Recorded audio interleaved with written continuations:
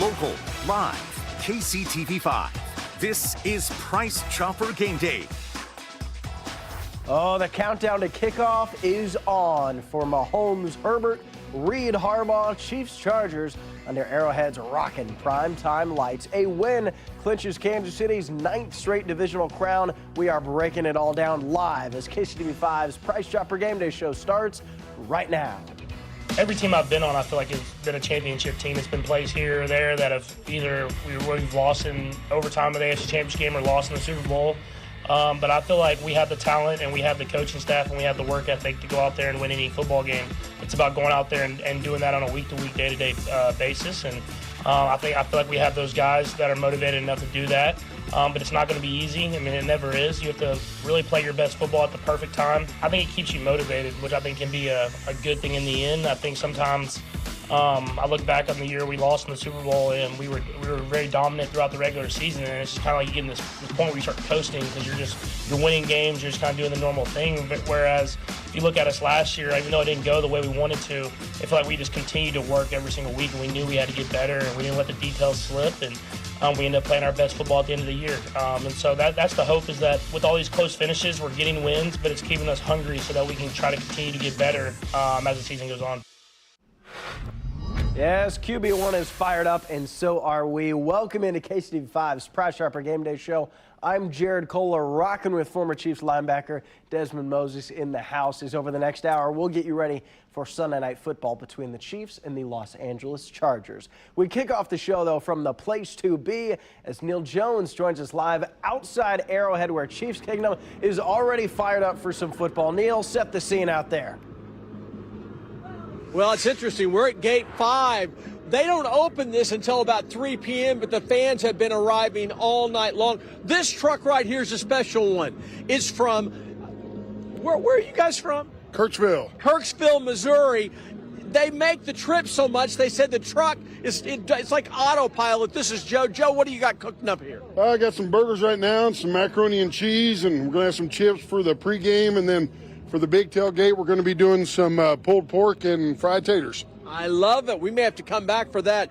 And we got a guy here. This guy worries me. The last game he went to was which game? The AFC Championship where we lost to the Bengals. That's the last one? That's the last one I was at, yeah. If the Chiefs lose today, we're putting you on the blacklist. That's what I've heard all morning, so. Have fun. And we got to go over here because we have a young lady. This is her first ever Chiefs game. What's your name? Where are you from? Jacqueline, I'm from Kirksville, Missouri. How excited is this? I'm pretty pumped. It's pretty exciting. I'm really glad to be here. What are you looking forward to the most about being inside Arrowhead? Oh, the environment. Absolutely, the environment. She's very important. She's a nurse, and they need nurses out here because they tell me they can cure everything, including a hangover. Now, this is a guy. What's your name, sir? Tanner. I understand you have some interesting bets going on today. Oh, yeah, I always put some bets down. It's always a good time. What's your most interesting one? I always do Chiefs parlays, and I always think the Chiefs are going to perform well. So I got Patty for 300 today. Got a couple touchdowns, maybe Travis to have one. It should be a good day. And if he wins, he'll ditch the truck and buy a Learjet, guys. That's the way to do it.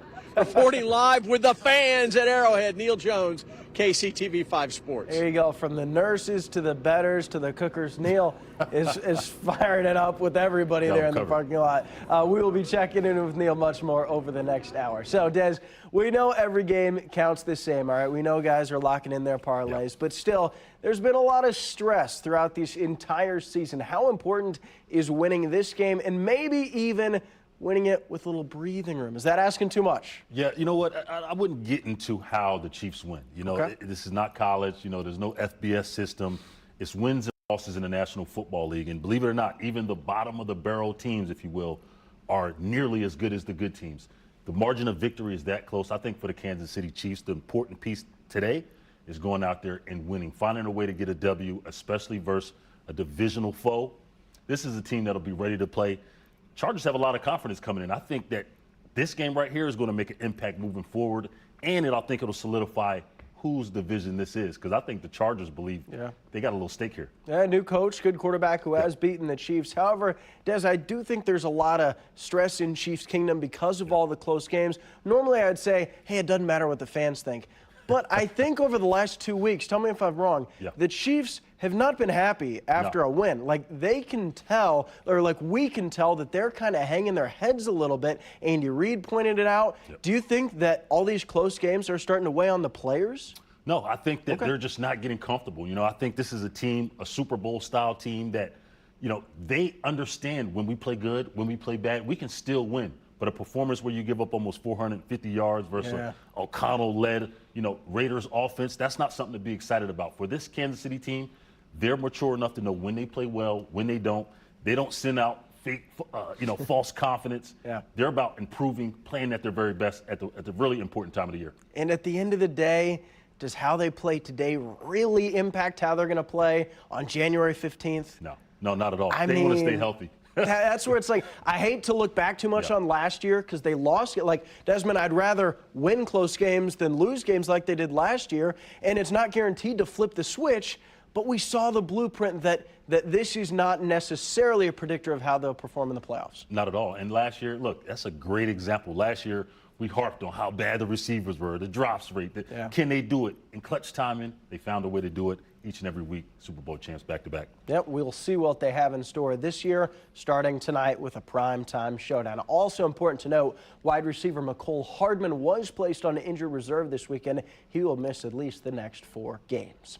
We'll still head on Price Chopper Game Day. Desmond takes us inside the film room to break down Xavier Worthy, DeAndre Hopkins, and the Chiefs' defense, plus the importance of Charles Omenihu and players' personal stats. Seth Kaiser tells us what he's watching for, along with KC keys to victory and live tailgating reports, all coming up.